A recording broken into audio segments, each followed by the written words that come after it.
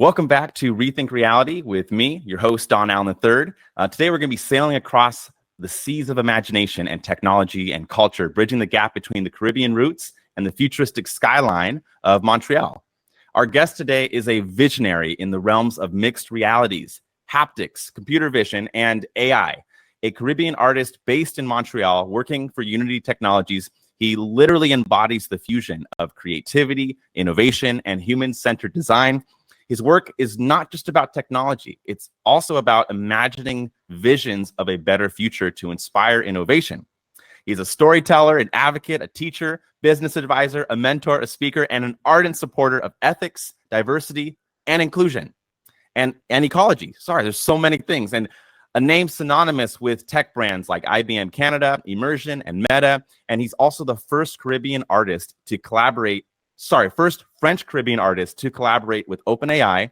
He is carving new paths and inspiring change. His recent exhibition at the Caribbean Futurism, which I know I totally mispronounced, is in Montreal. It transcended boundaries, bridging ChatGPT to an audience of over 900 people, offering a glimpse into the endless possibilities of AI and art. With a master's in computer science, a multidisciplinary artist, and the co-founder of the Haptics Club, he is a beacon for those at the intersection of art, technology, and human empathy. His works challenged us to observe, reflect, and make the world a place of innovation. Humans, it is my pleasure to introduce you to the futurist, mixed reality designer, and AR senior XR advocate, Manuel SAINSLEY, also known as Manu.Vision. Welcome. Hello. Thanks, Don, for having me. What a great intro. That's insane. Well, you got this amazing background. I'm just so happy that you could be on the Rethink Reality podcast. I think this is going to be a really special one. So, we're going to go through some topics of like background and your roots. We'll talk about your inspiration in futurism, your vision, your philosophy. But I want to start with a question. Can you tell us about your journey from Guadalupe to Montreal and how your Caribbean roots have influenced your work in technology and art? Thank you, and love the question. Basically, so I'm a French artist. I was born in Guadalupe, which is a teeny island in the Caribbean. It's part of the Lesser Antilles. So the Caribbean is kind of connected between the big islands. Everybody knows about Jamaica, Puerto Rico. But usually if you start naming them, then it becomes a bit harder for people that are not from France or the Caribbean. And so it's a French island, one of the two. So we have Martinique and Guadeloupe. And Guadeloupe is, funnily enough, exactly on the Eastern time zone. So same as Times Square and Montreal, Toronto. And when I was about 18 years old, comes the question of, okay, where do you go to study? Where do you finish your university? Because we don't have a lot of big companies or education centers in Guadeloupe. Even though right now it kind of evolved since then, but usually people will go to France and then follow up with their university and start working there, and then they make a life. And most of my friends that I know are in France. When I was 18 years old, my mom got diagnosed with diabetes, which was kind of a very big moment in our family. Our world kind of turned upside down, and the decision of leaving 8 hours away with a different 6 hours time zone difference was very tough on us. And I decided to basically take a sabbatical year, stay at home, help my mom and my sister at the time. I was living alone with them. And my grandmother was also alone, and just think about all of this and where I wanted to go next. And finally decided to actually not take the full year of sabbatical. After 3 months, I found a university that was opening in Guadeloupe called Supinfo at the time. It was an information or computer science and focus on innovative development and gaming. And I was like, whoa, that's exactly what I love. I was already making art and games at home, just playing with different apps and softwares. And I was like, if I go this route, I can stay here and actually help my mom while starting my studies. Ended up realizing that there was no design course in that university, and I actually misspelled it. And there was another university in France with the same name, and it was not that one. The one that I chose was just pure development, network architecture, a little bit of ethical hacking, which was great, but it was not design. And I felt bad. We invested 5,000 euros, which at the time was almost all of our economy. And my mom was really believing in me. I had great marks at school. I was valedictorian throughout my entire studies. So deciding to go there was kind of a big bet. So I decided to say nothing and just start the first year and see how we went.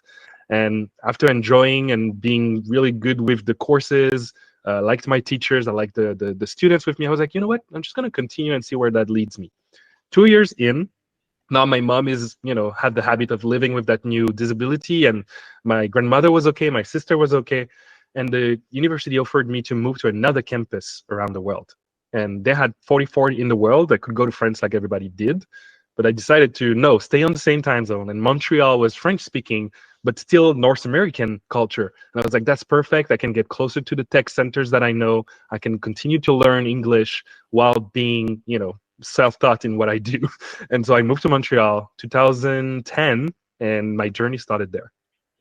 Oh my goodness, I had no idea. And thank you so much for that breakdown. So it seems like you've always been, inspired in the space of innovation and technology, but also design. And so that's so cool to hear that you want to kind of stay in the same time zone and transition. I had no idea that that the island that you were at was literally in the same time zone as Montreal. That's like kind of perfect. Yeah. And so kind of jumping around, like, I know right now you do so many different things. I'm so inspired by your Instagram and all the work that you share. And I'm excited that we're going to meet in person for the first time, literally next week, which is exciting too. But I want to ask you, what inspired you to specialize in these three areas, mixed reality, haptics, and AI? Love that. So first of all, super excited. Next week, we're both speaking at SIGGRAPH. It's going to be amazing. We've known each other, I think, for multiple years, probably more than 3 now, but we've never really interacted before this whole AI craze, which allowed us to kind of cross our universe.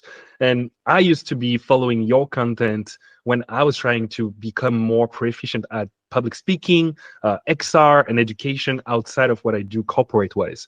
And so I think we've both inspired each other in a very good way. And now we are at that point where we're finally meeting in person, and that's exciting. And to answer your question, it kind of became very fluid. I define myself as simply a multidisciplinary artist because there's so many names and buzzwords that we keep adding on top of each other that it becomes hard to say, oh, I'm an expert in this, I'm an expert in that. I don't really like the word expert or thought leaders because usually that's not a title you give to yourself. It's something that people give you.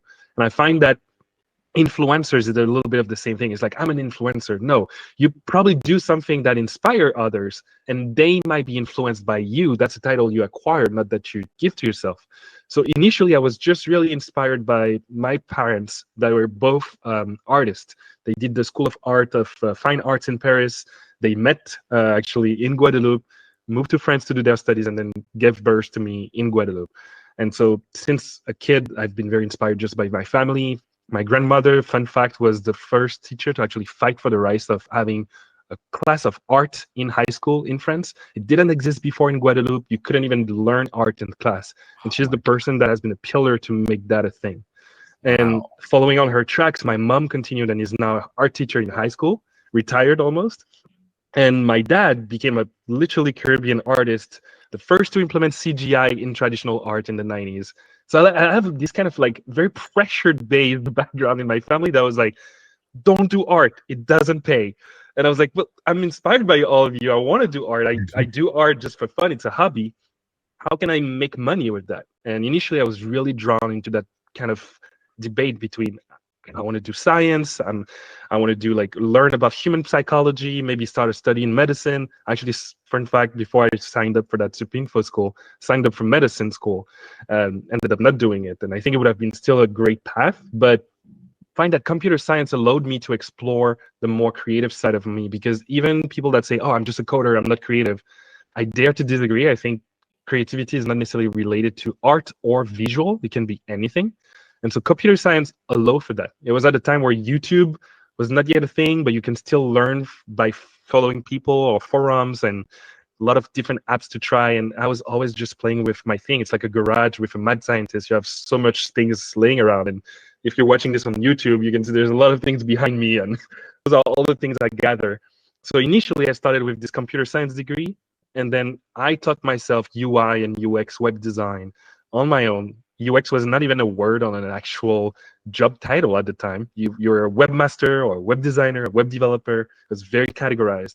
And I was already thinking of what's the experience from end to end and even outside of the website. So doing the master gave me the opportunity to get a job, but I didn't do a job that was related to computer science. I actually applied as a designer, faking my resume and saying, I'm actually a designer. The company gave me a chance to be an intern, and when I started the interview, I gave them the truth. I was like, I cannot lie to you. The only reason I did that was to have a chance to talk to you now. But now that I'm here, this is what I want to do. And they got inspired by my story and gave me the opportunity to work for them for 3 months, not paid at the time. But I learned a lot, allowed me to actually design websites, use Photoshop for a living, make UI design, and so on. And I just continue to evolve, learn UX by doing certificates online, actually paid for more degrees online. And the online learning has been more rewarding than the $25,000 I poured into university for not really a lot of reasons. And I think that a lot of people nowadays should get inspired by that, by saying, if you want something, you can teach that thing to yourself if you're really motivated, and there's always a way. Yeah, you're super motivated, and it sounds like from like forever, being in the environment with your parents in both an educational and art kind of roles, being in the sciences, I feel like has like a profound impact on the kind of work on your career path. And so, would you say like those were would seeing your parents in those roles, would those be those defining moments that helped you know what kind of path you wanted to be on?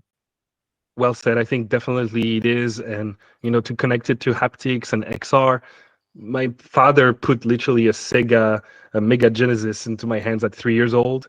I was sitting on his lap when he was at his office playing with the first Apple Mac, the G3 with the transparent hard shell. Photoshop 1.0, PNG files and PDF files extension didn't exist at the time. It's like talking USDZ in 2010. People will be like, what?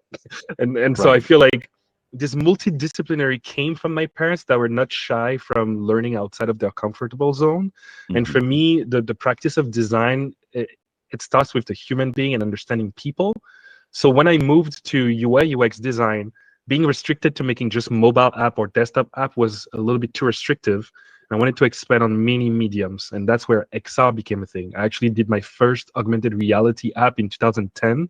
ARKit didn't exist at the time. It was kind of a fake using the gyro of your phone and allowing you to actually navigate on the map with a floating arrow, things that we now see implemented finally on Google Maps years later. And for haptics, it was just the missing sense of touch. I was like, okay, it cannot just be audio-visual like the last 100 years of entertainment. We need more sensations. And so haptics became a passion for that. Yeah, I mean, I love everything that you do, and kind of just jumping off on that kind of on your UX and UI, so user interface and user experience. I noticed on your website that you had a really cool design methodology. I noticed that you had this 3-step process about how you emphasize human-centered design. And I was wondering, can you share with us an example of a project where this methodology led to an innovative solution? Yeah, 100%. So actually, if you go on my website, Manu.Vision, which is also my username everywhere, you get this kind of linear storytelling way of presenting myself. And I didn't update it in 6 years because it still holds true to today. And so those 3 words are starting with I and finishing with eon. So imagination, inspiration, and innovation. And I like that because it's basically the design thinking methodology, but adapted to the way that I think it should be practiced.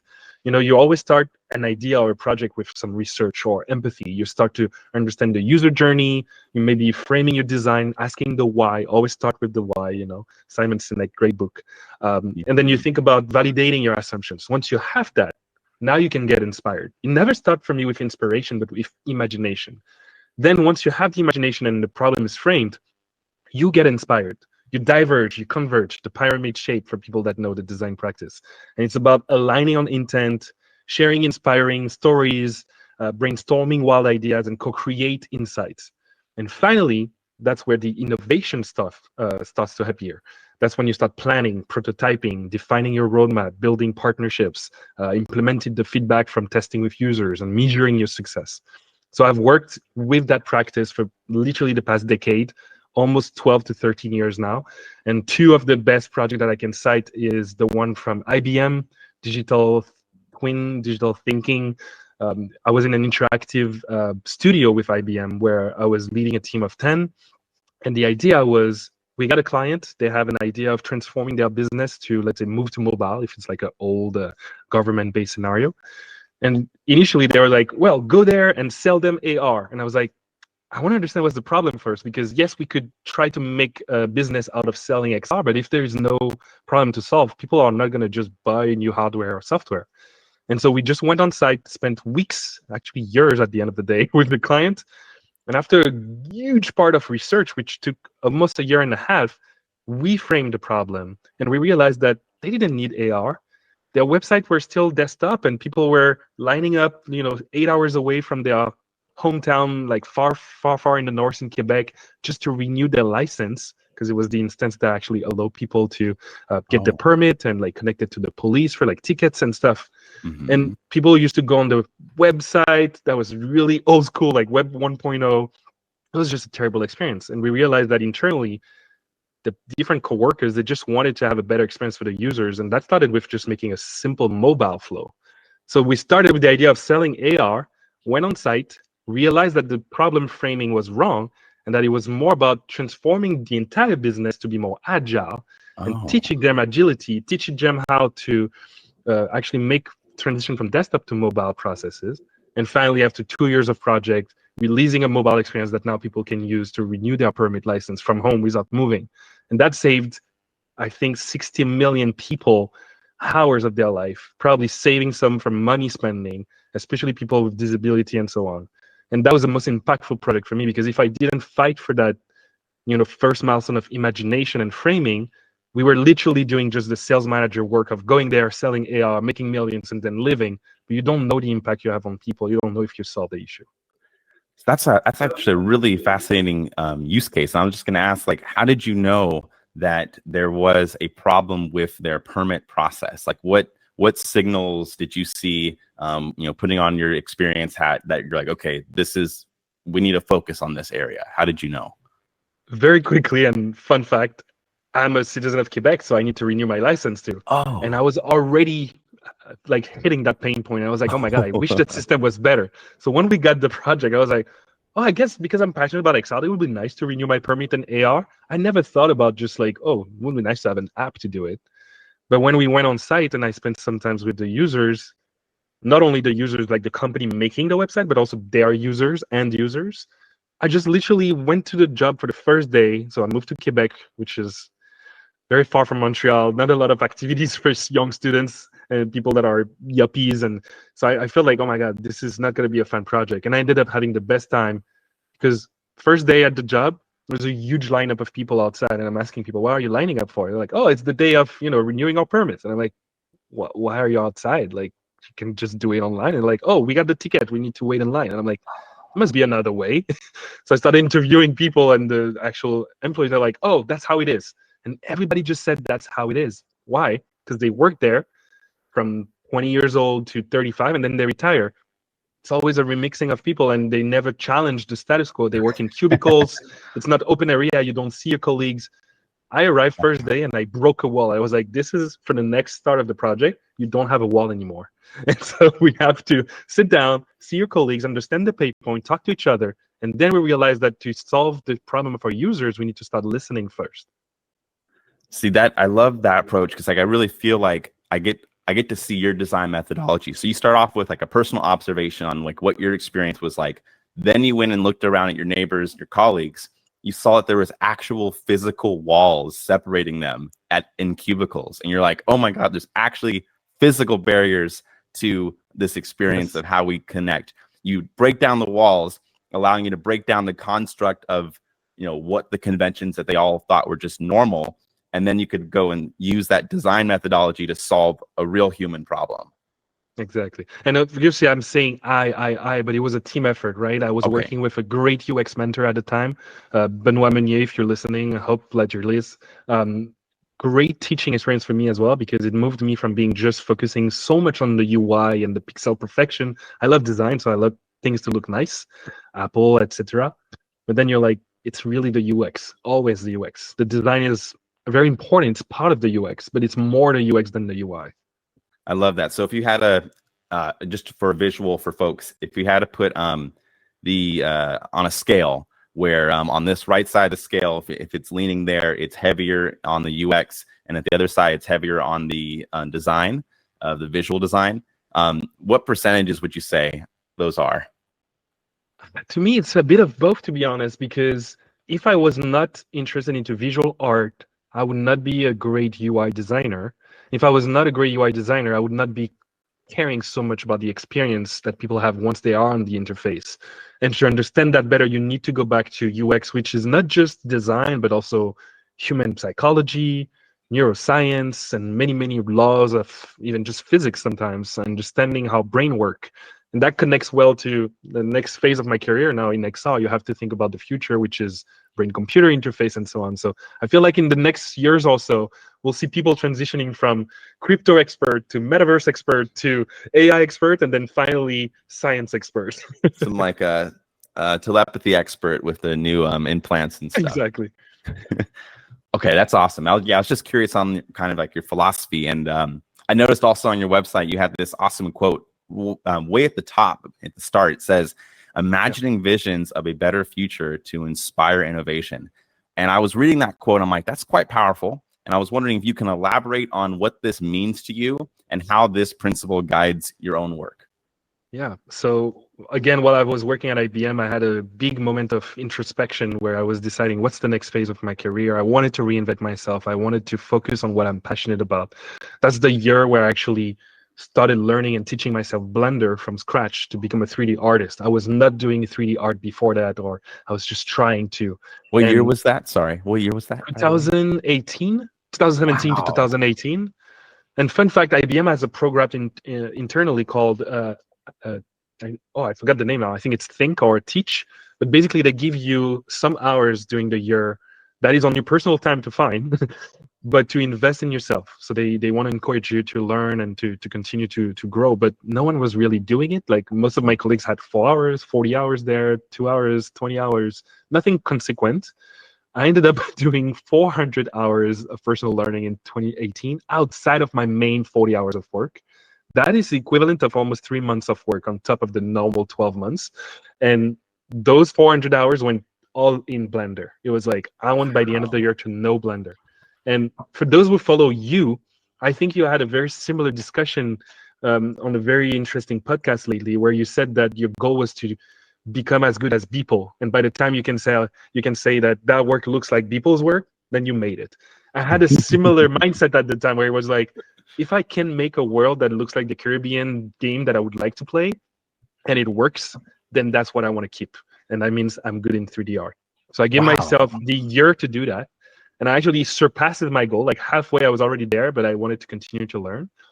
And I feel like it was the moment where I decided, okay, I need to think about why am I doing this for? Not just like, what do I do? Yes, I have a lot of passions, but at the end of the day, it can go so long. And if something wrong happened in your life, or you have to reshuffle your priorities, eventually that's where not having a why sticks the most. And so I read the book of Simon Sinek in 2018, and Start With Why is the first line before my quote on my website, because the quote you said is my why. It's to, and again, if you read it, it's interesting because my username is Manu.Vision, so I wanted the word vision in it, but I also wanted some of the word with I that we have in the methodology. So it's imagining visions, because it starts with imagination, of a better future, because why we're doing this is for the future, to build a better future. But it's not just about building a better future, because it's not actionable to just say that. There's a lot of people that are just visionary, or they call themselves futurists, but a futurist is not just about scoping the future, but helping shape it. And I wanted to think that it has to start with action. And what is that action? Is innovation. And to do innovation, you need to inspire people. So imagining a visions of a better future so that we can inspire innovation. It's so powerful, and I think that philosophy, I mean, it shines so brightly through your work. I mean, I feel like everything I see you work on and make and post is aligned with this philosophy. So I would say when I see your work, you're very aligned with your why, and it's very inspiring. And kind of on that a reminds side me note, of your ikigai methodology, right? Which is drawing from the Japanese word ikigai, which is finding your why. I think it's very similar, and I think people are today realizing that more than ever, especially since COVID, I think. And I find that very beautiful that you inspire the community to ask that question to themselves before even starting to do whatever. Thank you so much for catching that. Yeah, that's definitely part of my why is the ikigai, you know, just kind of identifying it. you have so many different backgrounds in art, and also I had no idea that your 3D journey started in 2018. I would have assumed much earlier on in years. So it just shows how much of those hours that you put into learning and personal projects. So switching gears to the topic of art and expression, I was going to ask, how does your background as a multidisciplinary artist intersect with your technological work? Do they complement each other? Do they interfere with each other? What's the relationship between your art brain and your technology brain? I love that, because we all have this image of the visual with the brain left side and right side, and one is dark and black and very thematic, and then the other one is like an explosion of brushes and paint. I disagree with that logic. I think it's a bit of both, and each side have a little bit of each. And actually, fun fact, I taught myself Blender in 2018, but that was not my first experience with 3D software. I actually know Blender from 20 years ago when I first installed it, and the UI threw me off. It was too hard to like the interface, so I didn't want to spend time learning it. So that's also a lesson for anyone building software. If it doesn't look really appealing, a lot of people might not, put the effort to learning it. Yes. And so Amapi, Carrara, Maya, all of those are softwares that I started exploring when I was a teenager. Like from 9 years old to 15 years old, I was passionate about Japan, and I learned and taught myself Japanese to the point that I was able to translate manga to French. And I was part of a team of people on MIRC. So those are like the old forums of the internet. And we would like wake up on like Sunday at crazy hours to be on Japan time zone, to get the manga first off the press, translate to French, send it back to our French team so that they can have that on the website. That was my first experience building a website for someone. Wow. And that's what drew me into the technological creation and not just art. And for me, like making some stuff in 3D at the time, even though it was nothing that I'm proud of, was already showing me that, okay, art and tech are not separate worlds. Tech is just another medium for art to express itself. And even now, my dad is learning from me about AI. So we kind of like close the loop, but he's still sculpting with his hands. And we both have a 3D printer. Like, I feel like that comes from the craving of also doing stuff in the physical world, regardless of how much we love mixed reality. So I do think that, yes, exactly. I think that it's important to allow people to explore themselves without putting themselves in boxes. And so I never say that one conflicts with each other, but it is true that it has been conflicting in my brain because of my career, because of how people perceive that. Right. I had to put myself in the box and say, oh, I'm a designer. So that means that I'm working in UX design for this company, not as an artist or a technical artist. Or, oh, I'm a manager. That means I have no point of view on the creative side. I only manage. And I think that that's the problem that we see, is that people tend to let others define who they are. Hence, they are putting themselves in boxes and blocking themselves from the curiosity of exploration. That's a beautiful example, and I also really like that you kind of address that you don't see your art side and your tech side as these separate cubicle offices. It's similar to your philosophy about breaking down barriers. It's saying, no, you don't have to have a wall between these two areas. They can work with each other. And then it seems like only certain kinds of careers might want to instill those walls and install those walls and create divisions of this is your role now. Continuing on the topic of art and expression, I wanted to hear a little bit more about your exhibition. I know I mispronounced it, so could you pronounce your exhibition and tell me a little bit about it? Tell us. So we know the word futurism, right? Which is the science of studying the future and scoping it. And in French, futurism is spelled futurisme. So there is actually an English translation to my Caribbeano futurist exhibition, which is just Caribbeano futurism. So that's basically my take on Afrofuturism from the lens centered on the Caribbean experience, because Afro art and Afrofuturism in general are very important like movements, and there's a lot of people that have been studying it for years, for decades, for centuries before me, and in ancient stories too. Nowadays it's becoming a bit more sexy because the Western media is kind of tired of everything that exists, and we always look into, I think, the Black culture to get some spice. And Afrofuturism has been very pushed on big entertainment movies. When you think Wakanda, that's the first thing people think about. And that came from a frustration, again, pain point as a kid. I'm 3 years old. My dad wanted to buy me a new toy for Christmas, and everything that is in the magazines is Mickey Mouse or Barbie. And no offense, I love Barbie, love the movie, but that was not representing of my own experience. There was no Caribbean Barbie in 1990 when I was born, and there was no superhero from Guadalupe. Like the closest we got was Blade, the Vampire Slayer, or Mm-hmm. I can think again of like other Marvel, but it's still a Marvel point of view, which is the American experience on Black history. That's very different when you go to Africa and you listen to stories from grandmothers in different countries, or when you go in the Caribbean and your grandmother tell you very specific Caribbean stories. And so my dad, he bought he started working with poets and artists and writers from Guadeloupe, Okay. that we have like culturally stories that are related to also animals, like Mickey Mouse is the mouse. That's actually drawing from Roger Rabbit, which again is a rabbit, and that's a story that comes from Africa. So even Disney original story comes from Africa, which is very beautiful to think about. But again, I'm not directly just an African person. I have about 50% of my DNA that is from Nigeria, probably, but that stops there. Like I'm very much European as well, and I have tendencies from Latino. I have Asian in my family. I have Indian. I'm multicultural, and that's the Caribbean experience. We are not just one thing. And trying again to put someone in a box is to restrict them from all the opportunities that exist in that multi connections. So when I started studying Afrofuturism, I was also thrown off. I was like, if I want my children tomorrow, my little brothers, to have their own toy, I don't want to buy them a Mickey Mouse, but I also don't want them to buy them a Wakanda figurine, not a Black Panther, because that's just another story that we don't own. I want my own story. So it started with the desire and the frustration of, can we have a Caribbean owned story? Can it exist? Can it be part of a universe where it can also cross with other mediums and other genre?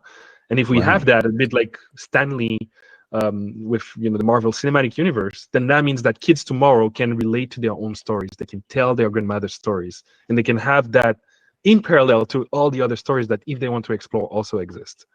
I mean, it speaks to the representation. Like if we don't have examples of what we can look like and how can we look like superheroes, it makes it kind of hard to imagine.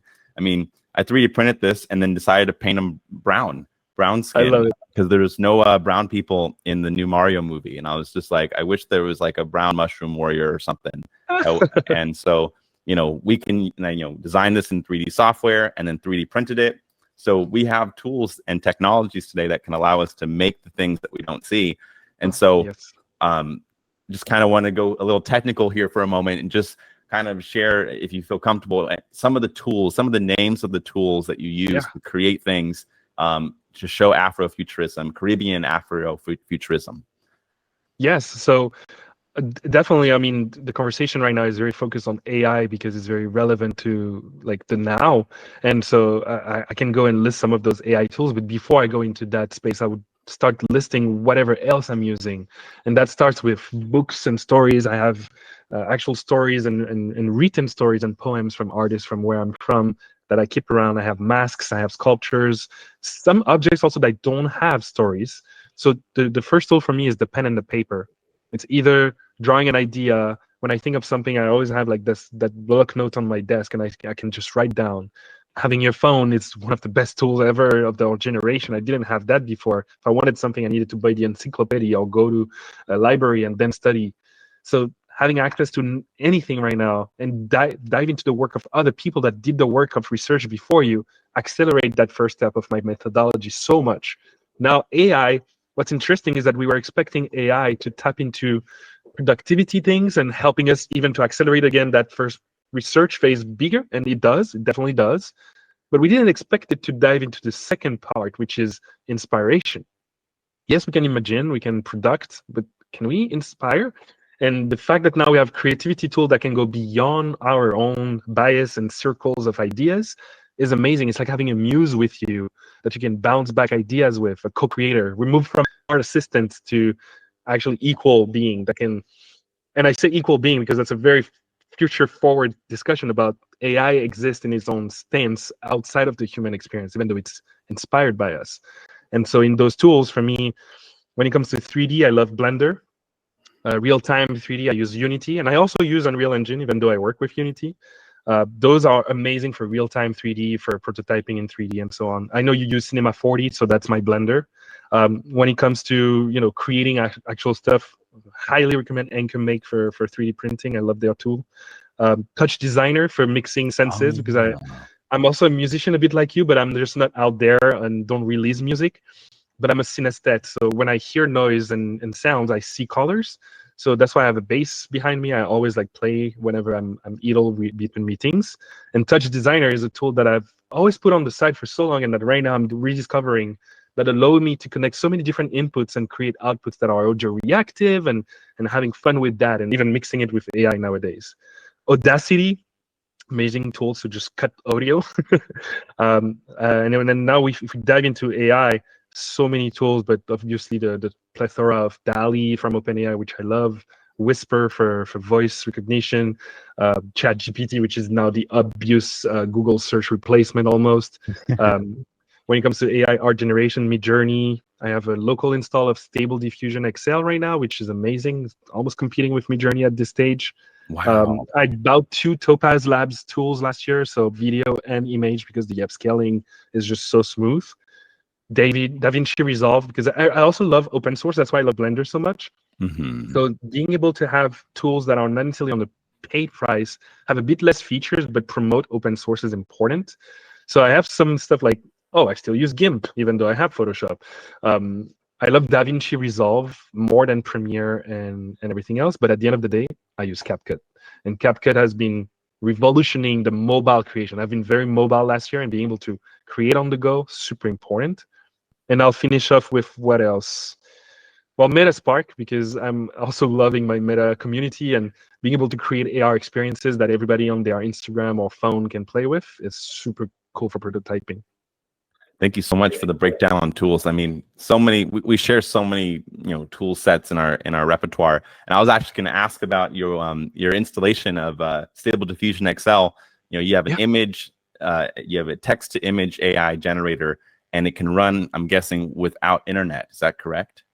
That's the point, yes. And what is even more interesting to me is not even the fact that it doesn't run on the internet, which you could still do, let's say, if you don't have a very powerful graphic card or a very big computer. And even if you do 3D, at some point you do a lot of rendering, it's important to have houses of cloud rendering so that you can just throw those stuff and go have lunch and go outside and touch grass.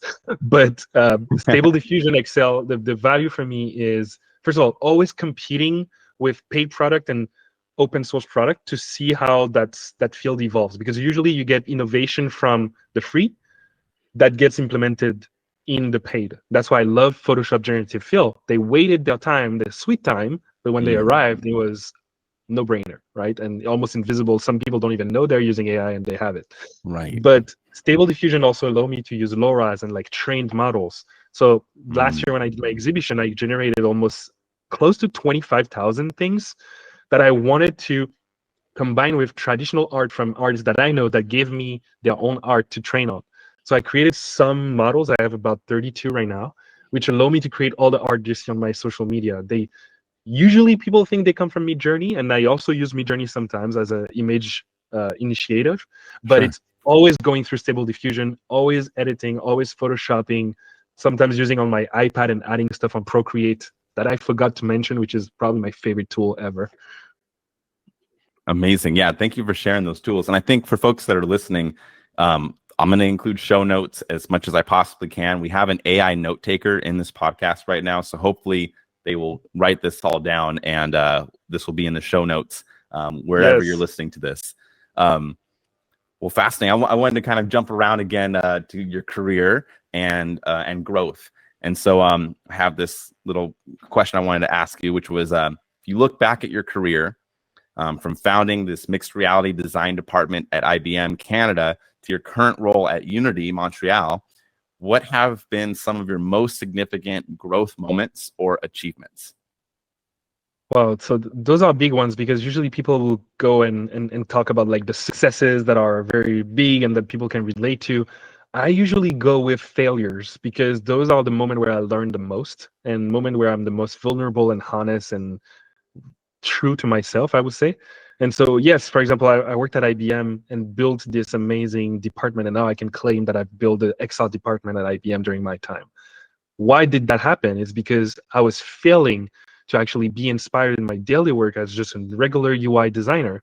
And I was failing to even convince IBM in 2017 that XR was the future. I knew at the time it was the case. I was playing with the Oculus SDK since 2013, making one of the first VR web player in the world, working in the adult company at a time that everybody knows, that is Orange and Black. And that translated to Google taking a lot of those ideas and actually implementing them into YouTube VR, into even the YouTube thumbnails and so on. And I go at IBM and I expect to start working on the future, and then they put me on those projects that are very Web 2.0, Web 1.0. And I realize it's a business. It's a 400,000 big consulting company. And I'm not trashing IBM. It's one of the best companies I worked for, and I loved all the colleagues that I had there. But as a personal creative, my career there was going to an end, and I felt like at some point I need to move to something else. And you share a very similar story. I remember when you moved to becoming a freelancer, that's because you had that block that blocked you from continuing to innovate within the constraint of a company. So at some point, IBM was like, it's either I leave or I do something about it. Leaving at the time was not an option because of problems with immigration when you're not yet a citizen of Canada. Now I am. But I decided, okay, I'm really passionate about XR. Let me try to find all of the resources and the research and build a case for actually investing in it as a company department. And it was a little bit easier in Canada because I had more designers than developers. And I had people that I started working with at IBM for like the last year and a half that really saw my pain and wanted to support me and told me, Manu, do it. We'll see where that leads. So I had the opportunity to speak up to the VP and the general XR manager of like IBM Global that himself is already passionate about XR. It doesn't need convincing, but he also struggles to make it a thing for the company as a whole. And he was like, well, we don't have a division in Canada, especially not from a design perspective. Everybody is a developer. Why don't you start something? And I went actually to a conference where I met him in person, which was by Unite. That was in LA 2018. And I saw Timony West on stage, which was our XR department lead at Unity at the time. And I was just inspired by the talk, like designing for mixed reality in the future at the time where the Quest was not out. Gravity Sketch was presenting their demo app at the time, and now it's like a tool that I use every day. I met the founders of these people, and I was like, why don't I have had this excitement at IBM? I need this. When I came back home in Montreal, created my Avengers team, and I said, guys, we're going to start something. And then we built this department, which went up to about 150 people after a year. And after a year, I felt like I accomplished something, even though I was not continuing to learn on just the management side. I wanted to continue to be creative. I quit, and then I continued my career as a practitioner. Wow. Yeah, our stories are so similar. Thank you for sharing that insight. So and so important to mention that you learn so much from failures, and it sounds like that failure led to a refocusing of what was more aligned with your why. When you got that spark of excitement when you went to that conference and saw Unity talking about XR. I mean, look at what you're doing now. There's so much integration with mixed reality and XR. And it seems like if you hadn't had that failure then, let's say you waited and you failed later, you would have missed these really crucial windows of time to be living in alignment with your why. But you got to it much sooner because you fail fast, you learn, and then you're like, I'm on to the new thing. That's so well said. And I'm hearing in what you say also some words that I'm quoting from books that I've read and podcasts that I've followed, fail fast, break things, and so on. And I love that because that's literally what I did. But I also don't want to give the message of, it's too late, right? Because a lot of people think, is it too late now to learn XR? Is it too late to learn AI? Like the show passed, the boat passed. I think it's never too late. And you also say that a lot to your community, that you're not late. I think you're early is the good message to have for people to remember that even though someone else's timeline seems like more fast than yours or more forward or so advanced, and you're like, I'm never going to be able to catch up. Remember, you're just catching up on yourself from a year ago, from 2 years ago, from 3 years ago. And it doesn't have to be linear. Maybe last year you were better than now, and that's fine. You'll get better later than yesterday. But what's important is that if you feel something in your guts and it trickles you and you have this kind of monotonous thoughts happening on every day, do something about it. And if you can't, talk to people about it so that maybe other people can give you ideas. It's not a solo experience, and life is about connections. And if I didn't speak out at the time about my pains, I wouldn't have had the support of like my colleague or my girlfriend at the time, or my family, or some of my mentors that all told me, and everybody has a big resonating, you got this, do it. And I can share that you did that for me this year. Well, early in January, I was going through life crisis, maybe losing my job at Unity as a design manager, not sure if I could continue to do what I love. And I was passionate about AI the same way I was passionate about XR at the time, but not finding ways to do it internally. Got on the call with you. You gave me the talked to other creators that we know, like Karen, Josephine, and many other friends that I have, like Will and so on. And they all told me, Manu, if you leave tomorrow, people will continue to follow you and you'll be good. But ask yourself, maybe speak out. And I did that, talked to people internally at Unity, and they all told me, let's see what we can do. And now I'm an advisor for AI and XR at Unity because I did the pain and I did the example of trying. So that's an inspiring story for myself that I use for myself, but hopefully someone else, feel it. Dude, that's so inspiring. Like even hearing it right now, I just felt like my heart warm up hearing that arc, of like being encouraged and motivated enough to speak up, and then that leading to opportunities that were unavailable until you spoke up. And exactly. And now you get to be in this role where you get a lot more agency, a lot more control, and it's a lot more aligned with your values. I mean, this is so exciting. I mentioned earlier that when I was reading your work, I didn't realize that you were the first French Caribbean to kind of partner with and collaborate with OpenAI. And I wanted to ask if, of course, keeping NDAs sacred, whatever you can tell us about your collaboration with OpenAI and your work with DALL-E 2, if you have any comments on that. So a lot of people probably heard about the word AI the first time last year. I have actually started working with AI in 2015 with very old GAN models and very complex installations and playing with developers and so on. And it was not the same as right now. And then I proceeded in 2017 to start learning processing, P5, JavaScript, to actually do generative art, which was not called AI at the time. People, I don't think, saw it as, oh, that's artificial intelligence, but more like I'm using technology to be creative and generating art. And not just visual, sometimes sound. Touch designer first-time experience was there at the time.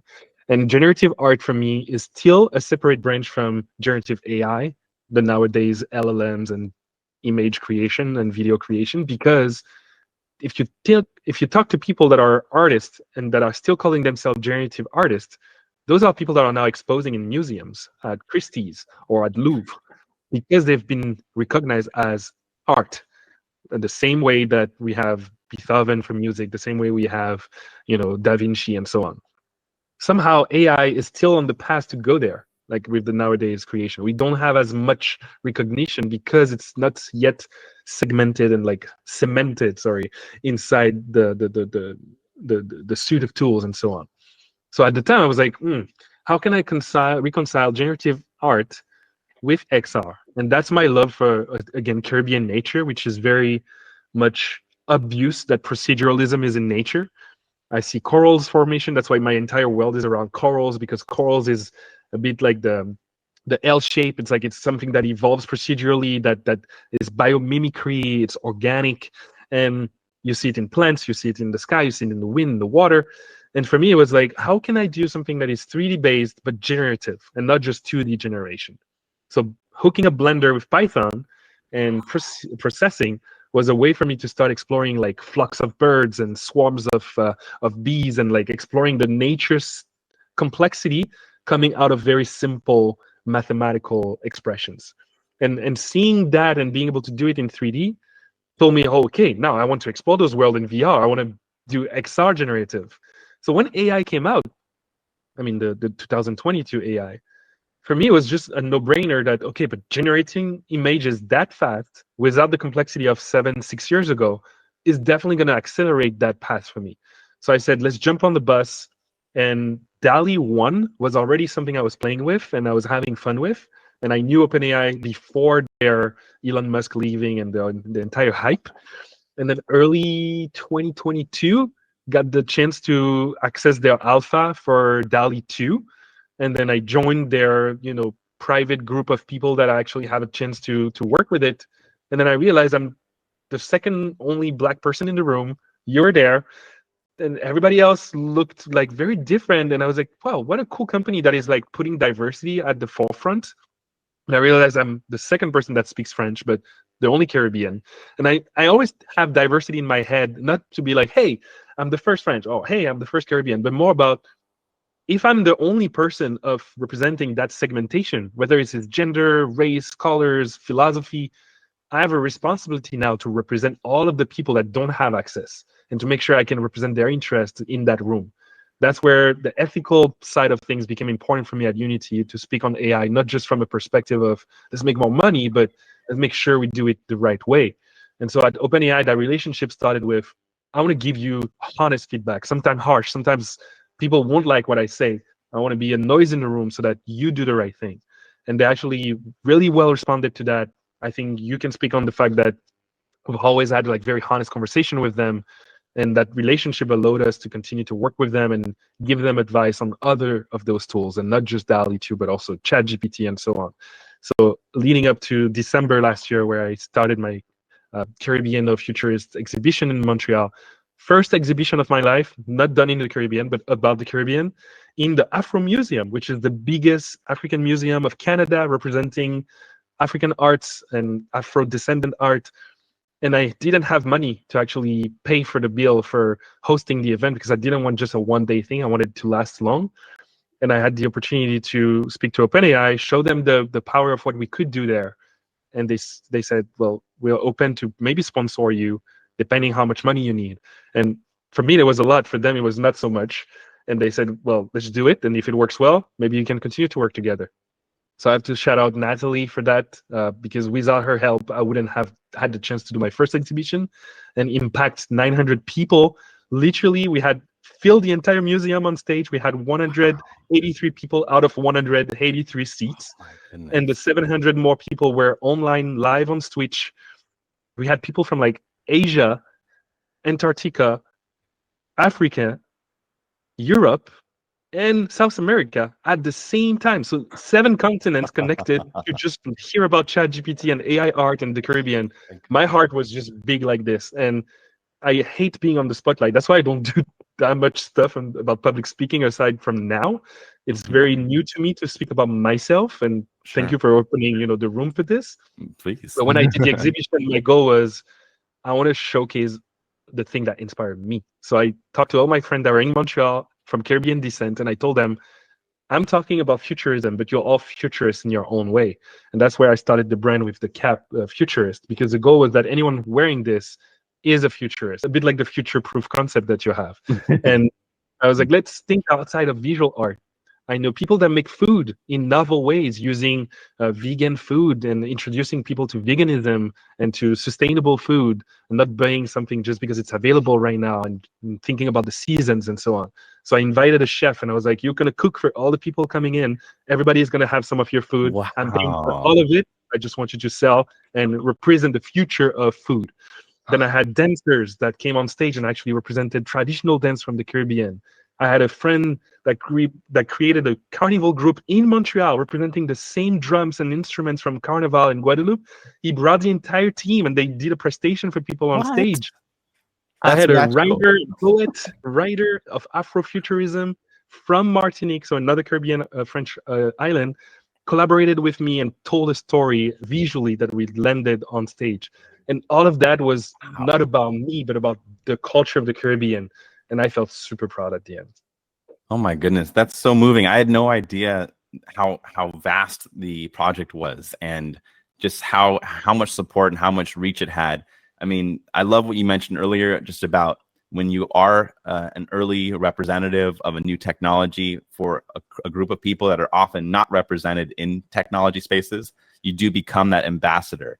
You put on that role, and it's so big shout out to OpenAI. Natalie's been an incredible support to you, to me, and to many other team members around actually making their training of models like inclusive and diverse, and they're open to feedback, even the harsh feedback. And yeah, that's so exciting. I agree. I feel like we need more companies to recognize the value of opening to the community, especially now that creators have the power, not just big tech.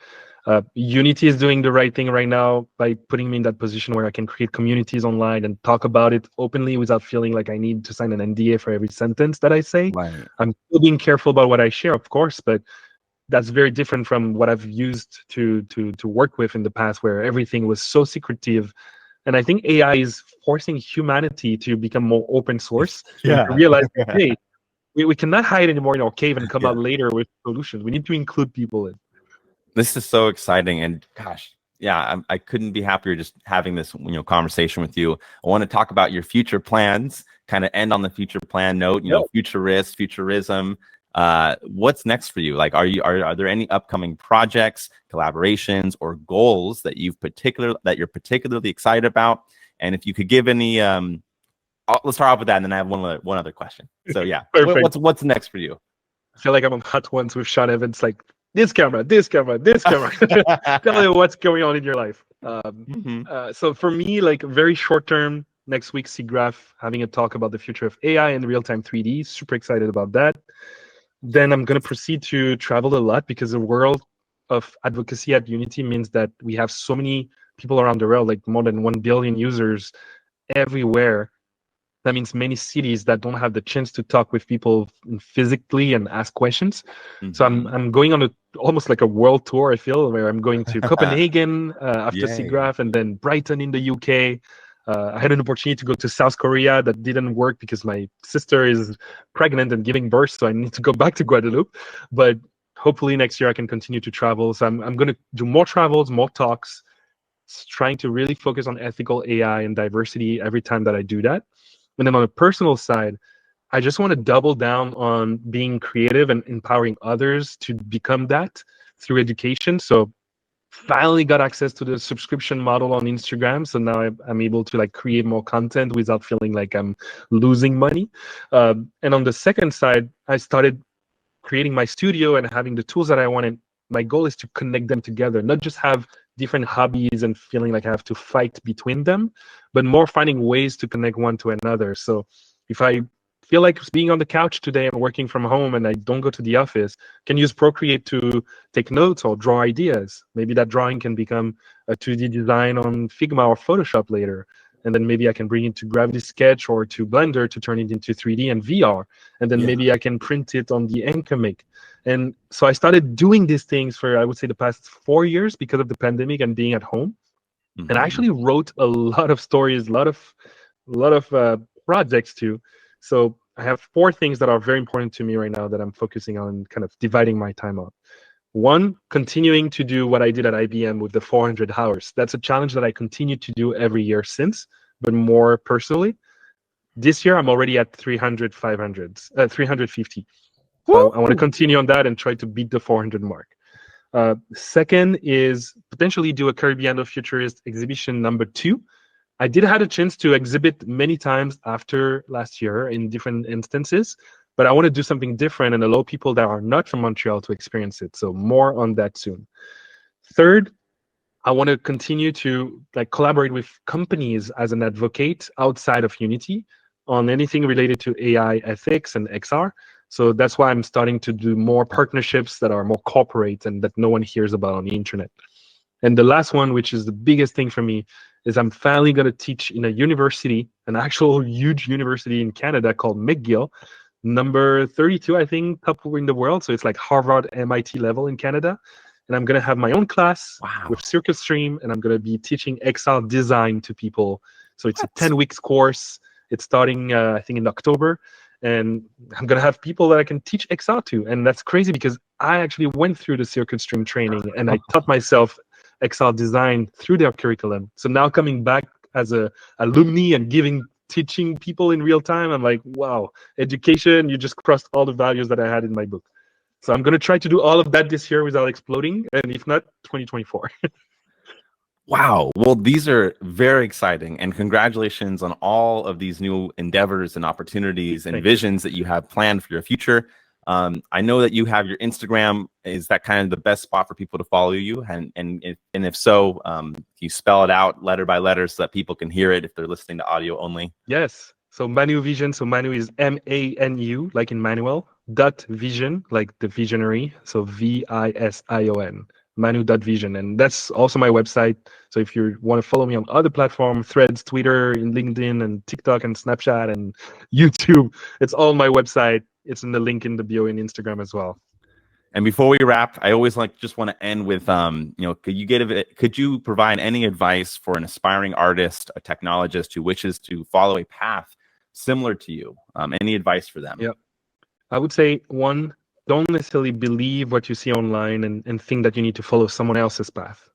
If you're from a place, for example, where you don't have the time to study, the money to spend into tools or hardware, or the knowledge to understand what you want to teach yourself, start with free tools that are accessible to you, that work with you. YouTube is available in every country, even with like low internet access. Start with YouTube. There's so many free content on YouTube. I still use YouTube. I have 6 YouTube tabs with tutorials right now open.